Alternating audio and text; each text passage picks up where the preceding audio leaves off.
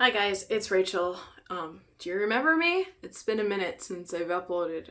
Just lots of just health and work things. Nothing crazy, just not a good time to film ever. So I'm back on my channel. If you've not been here before, I talk about reading and writing.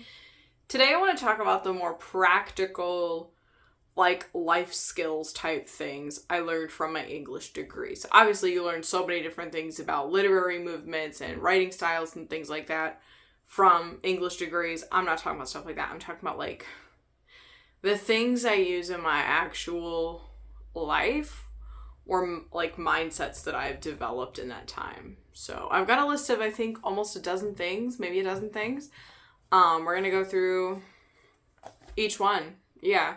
So I have a bachelor's and a master's in English. So I feel like a lot of my like learning in general happened in my bachelor's degree. My bachelor's program at the university I went to was just stronger than my master's program, in my opinion, for a variety of reasons. Part of it might have been the online setting for masters, but honestly, I don't think so. And so it might sound like, oh, if you're just talking about general skills, it's what college taught you. Nah, it's a lot of it is going to be specifically what my English courses taught me and like what my successes in these courses taught me and the things that I've learned from these courses of study specifically. So I feel like this list would look really different compared to like, well, not really different, but kind of different compared to somebody that majored in like the sciences or whatever. So this is like general life things, but like also general literature and writing specific things. You know what I'm saying? So like the general disciplines that I work in and that I talk about here on the channel. Number one, when it comes to reading literature, everyone is going to see something differently and no one should be agreeing 100%. Like it's literally never going to happen. This rationale is how I can like move forward in life, knowing that people hate my favorite books, that I hate other people's favorite books, and that I also love the books that people hate and vice versa, all those different combinations. That's just kind of the way that life is. And it's because text is so complicated that certain things that stand out to us in a good way, there's going to be other elements that people don't like. And even the things that you like about a text, someone else might dislike. It's just all kind of goes, you know, even though we want to be as like almost as scientific as possible and nailing down like, okay, but how does the author develop characters and setting and like what is the plot structure and things like that. At the end of the day, a lot of it is going to come down to preference, but you get to argue about your own preference using literary analysis skills. Like you can literally defend a character using the same points that I use to tear it down. Like that's just the way that it goes. So literature, the humanities in general, everything is very like, I almost want to say like wishy-washy. Like there's never clear answers. Nobody's ever going to agree on literally anything. That's kind of what makes it worth looking at. That's why there's so many videos about our experiences reading books. It's because your experience is going to be unique to you. So it's really fun and exciting when you see somebody, you know, reading a book for the first time in a vlog that you've already read and you're seeing them react in a similar way to you. That's really exciting. But it's also really interesting though too to see those disagreements come up. 2, everyone has their own personal limits, okay, for what they can endure when separating or not separating the art from the artist. Now, before everyone starts to feel prematurely defensive, I'm mostly talking about separating the art from the artist and whether or not that's possible, generally when the artist is dead. So I'm not talking about people that, in this case, that are alive and still profiting off of something that could be harmful. I'm not really talking about that because when literary studies, a lot of the stuff we're reading about is from dead people. Not all the time, but a lot of the time. And they're not making any money anymore. Maybe their estate is, but in which case that is not the same person as them. So I remember talking about this a lot in like literary theory class, and it just feels like the general consensus, my hair is so poofy. The general consensus is that if you're reading a text that is old and is a little bit misogynistic, maybe one person can overlook that to enjoy the rest of the text while others can't. and that's possible. Or maybe you're reading something that has racist undertones, and maybe some people are moving past that, but you are just like, it sticks out to you like a sore thumb and it hinders your enjoyment. It's going to be different for everybody, because while everyone can look at certain things and be like, okay, this section really exposes the racism of the time. For some people, it's going to be super uncomfy to read, but for other people, they were enjoying so many other things about the text that they could be like, oh, that's icky. I'm not focusing on that though. I'm focusing on these other things. So everyone kind of has their own personal limits. So I see a lot of people really hate on the book The Bell Jar by Sylvia Plath. Granted, it has been 11 years since I read this book. I do remember those things catching my eye, and it's kind of like what I said before, where it's like, ooh, girl, you really just said that. But I was connecting so much with that book in other ways that mentally I could just move past it. However, when I was reading like Last of the Mohicans, of all things, I only made it a third through. And part of the reason was because it was kind of boring, but the other part is it just drove me nuts how the author would talk about Indigenous Americans and women. And it really stuck out to me. And it probably, part of the reason it stuck out to me so much was because it was so constant. Women were always like described as like the female. And I'm like, dude, this isn't National Geographic. That's like a whole lady right there.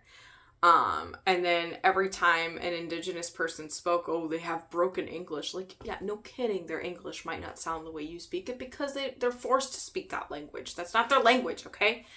So, but there's other people that really enjoy that book. In spite of those things, they can acknowledge that the way that James Fenimore Cooper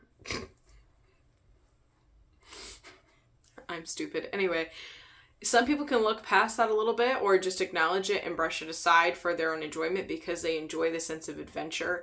They enjoy, and even I enjoyed the descriptions of America before industrialization. The natural wilderness is just, those descriptions are so rich and so beautiful. So just knowing that, like, I feel like we tend to accept just because you're appreciating an older text that has major issues, major social issues in it, embedded into the writing. It doesn't mean that you're here for those. It just means that everyone has their own limits and everyone is going to be able to tolerate different texts. And that's just the way that it is.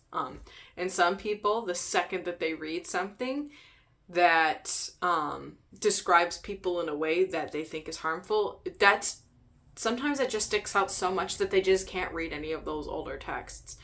But then there's other people that can hold their enjoyment of plot separate from separate from the things that they had issues with. So it's just going to be different from everybody. I feel like this is more of a hot topic, and it's because everyone has their own preferences. So it's always interesting to see how people handle this kind of topic today. Oreo is being so cute right now.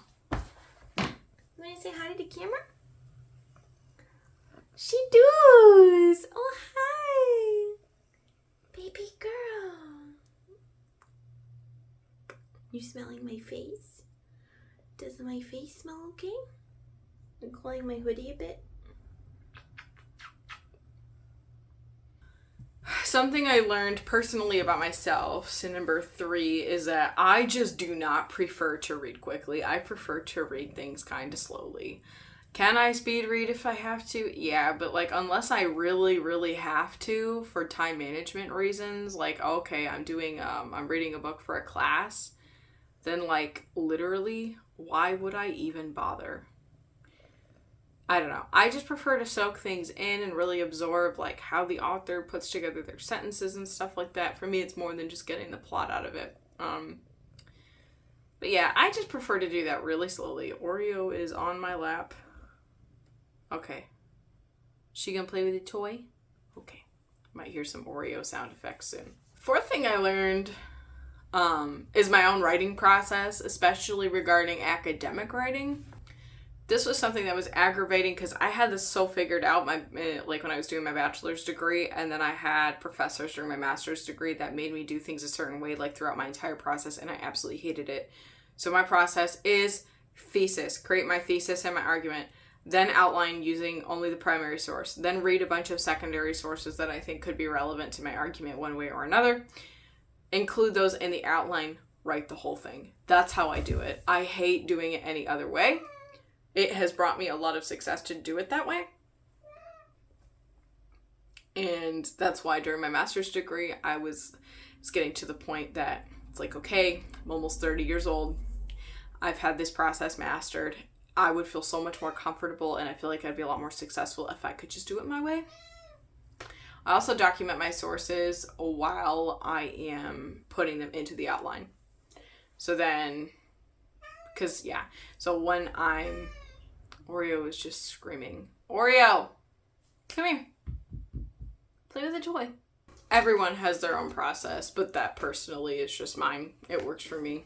Number 5, so I connect more with professors than my own peers. This was something that was so prominent getting my bachelor's degree. I feel like, I don't know, all these people talk about all the friends that they make in college. I really didn't make that many. And I think a big part of that is because when you're in a university setting, especially because as a baby millennial, a lot of millennials were like kind of forced to go into college or didn't realize they didn't have any other options. So I think that there were some people that just didn't want to be there or didn't get the point, or maybe they should have waited till later in life to go, because the levels of maturity and the priorities were just all over the place. And I just really struggled to feel like I could connect with people. So then grad school, you have all of these super well-established adults, so the maturity level is high, but it just kind of feels like everyone's living the same life, and so then I was just kind of the weird girl that was just kind of there, hustling. So it sounds like the cats are ripping the house apart. I really hope that I have a living room to go back to when I'm done filming this. So I think that, I kind of learned that I think I was a really serious student. And I think that kind of leads into just the fact that I really value higher education, and I was really there for the school part. And I look back and I really don't have any regrets, because I went there, I got my degree, and the whole time I was me. And I was doing the right things for me. And if that meant that I was not the most social or not making the most friends, then it is what it is. And that's okay. Number 6, one thing that really happened to me in college is I discovered my poetry style, because I've always liked writing poetry. I didn't really have a strong sense of identity in my poems though. And I didn't really know always even what to write about, or what type of imagery called to me and stuff like that. So I got to take an advanced poetry writing class for my bachelor's degree, and I think that was by far one of the most helpful classes I've ever taken, because like I said, I really found myself. So I'm really, really grateful for that opportunity. Number 7, how to handle criticism and feedback and how not to. So I feel like sometimes, or for many of us, when you kind of hear criticism, it doesn't feel good right away. But eventually really good criticism, once you are open to it, it's going to sound right to you. So the right stuff that people, tell you that you could do, if it feels right to you, it's going to feel good. You're going to be like, oh my God, yes, of course, I should do that, or I should change this. That would make it a lot better. Thank you. But even if you're not feeling that right away, it's best to always look grateful, because just because you don't know if they're right or wrong yet doesn't mean that you automatically shoot it down. Maybe you need a minute to think about it first. You know what I'm saying? Because otherwise you look like the defensive person that is constantly disagreeing with people's criticism about your own work, and you're constantly trying to over-explain yourself and why you think your work is perfect the way that it is, and literally nobody wants to hear that. So always just kind of be grateful and be like, oh, okay, yeah, thank you. Yeah, I'll think about that, or I'll make a note. And then because there will be times where you get criticism and feedback and it doesn't make sense. And so after a while, you kind of learn to filter out what feels good and right for your work and what doesn't. I remember I would have like meltdowns because we'd have to do peer review, and sometimes I would not get good feedback. Like, there was this one person who read one of my papers, and she highlighted, she made a comment on the title of a study that I was citing. And she said, "This is too long." But it's like, I didn't make the title of the study. Like, I don't know what to tell you. And then there was this one guy who told me I didn't know what the word appeal meant. And then I felt crazy, and I kept looking it up, and I'm like, no, that's what that word means. In this context, that is exactly what this means. So he didn't know what appeal meant. And then there was this one girl in poetry class. I don't think, she was not an English major.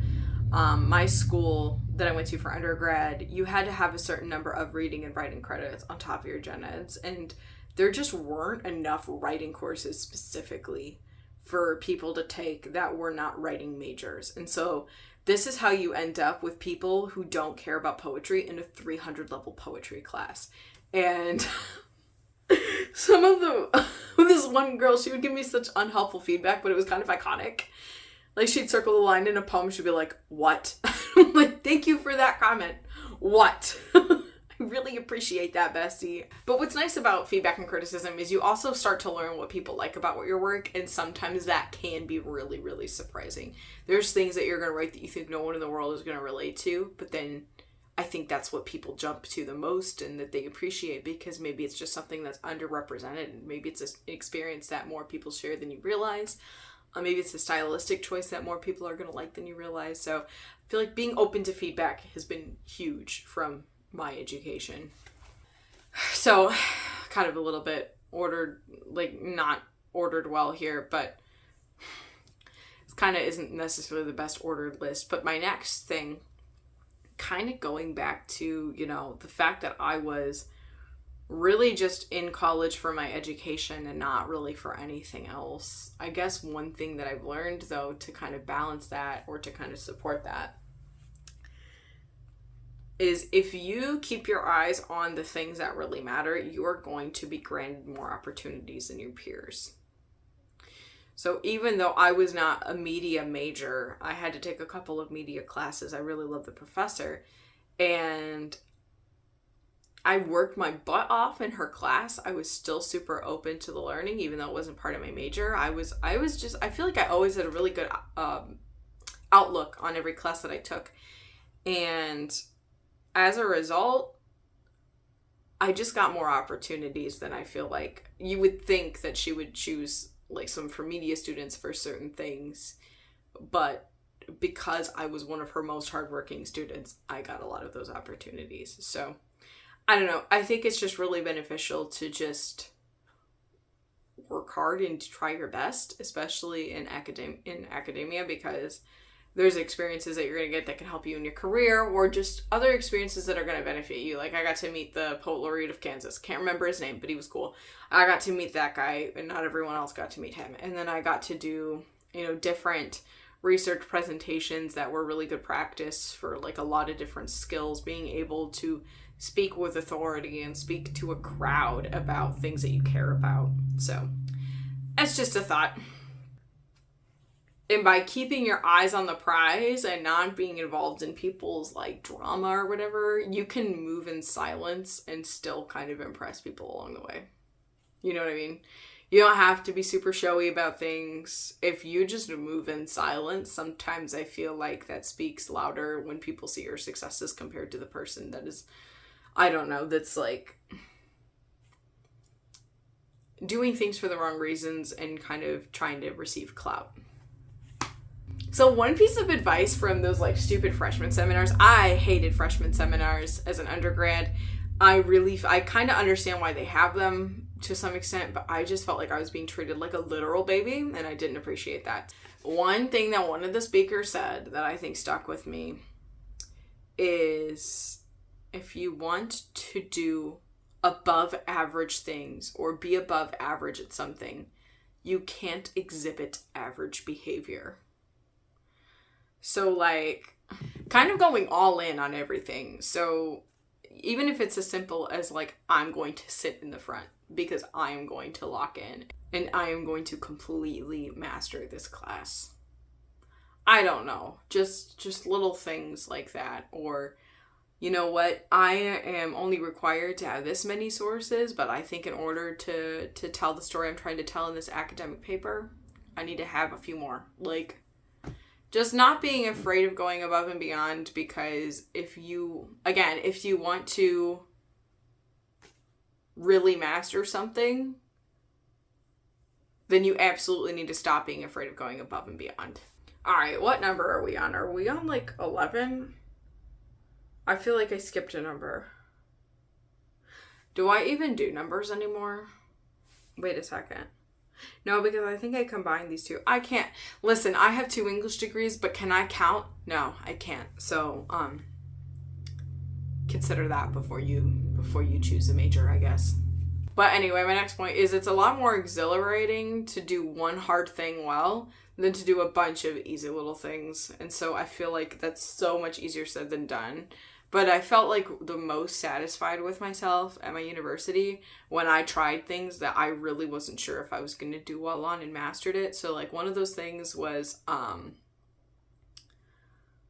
feel like a lot of those things did come from like even while I was working on my English degrees, if I had to take classes that were really outside of my comfort zone within English. So taking medieval literature scared the crap out of me, and learning Middle English was awful a little bit. But I did a really good job, and I felt really, really proud of myself when I was done. So that was a graduate school example. And then I feel like an undergrad, because of the structure of my university, they kind of force you out of your comfort zone. So obviously this doesn't really, I don't know if this would even count for this list, because I mean, I was working on my English degrees, but when I took classes outside of those degrees, so like for example, I had to take an acting class at one point for some reason, and I had never acted before. I had no idea if I would do well. Some of the assignments were actually terrifying and vulnerable. Like, you had to perform the significant moments of your life in a 10-minute skit. Like, what even is that?